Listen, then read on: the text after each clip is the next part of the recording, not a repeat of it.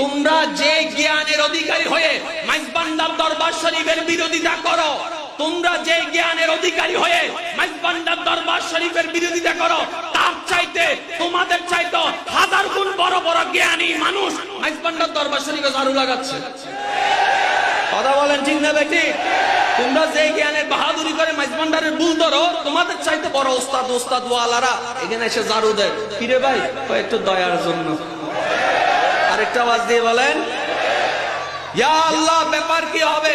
বলে যে বান্দা বুঝলা না, হাদিসটার দিকে একটু খেয়াল করে দেখো না, শাফাআতি লি আহলিল কাবায়ের মিন উম্মতি, বড় গুনাহগারের জন্য আমি নবীর সুপারিশ, বড় গুনাহগারের জন্য আমি নবীর সুপারিশ। আমি নবীকে যাত্রার জন্য মুখ বেচবো না রে। আরেকটা আওয়াজ দেন না রে ভাই। আমি নবীর রহমতের জবান কি যার জন্য বলবো?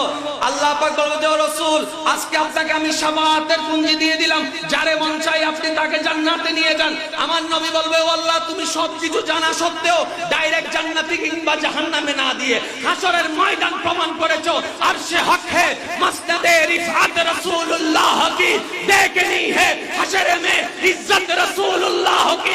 আমি রাসূলের শান বর্ণনা করার জন্য আল্লাহ তুমি হাসর পয়দা করলা, হাসর কায়েম করলা।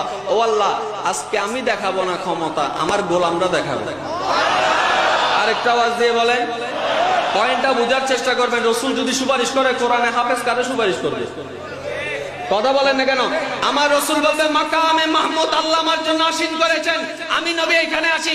ও কোথায় গেল আবু বকর, কোথায় গেল ওমর, ওসমান ও আলী, কোথায় গেল আমার সাহাবায়ে কেরাম, কোথায় গেল আমার মুহিব্বান? আসো আসো আসো, যারা আছো আউলিয়ায়ে কেরাম আসো, গৌসে মাইজবান্ডারি আসো, বাবা ভান্ডারী কিবলায়ে আলম আসো।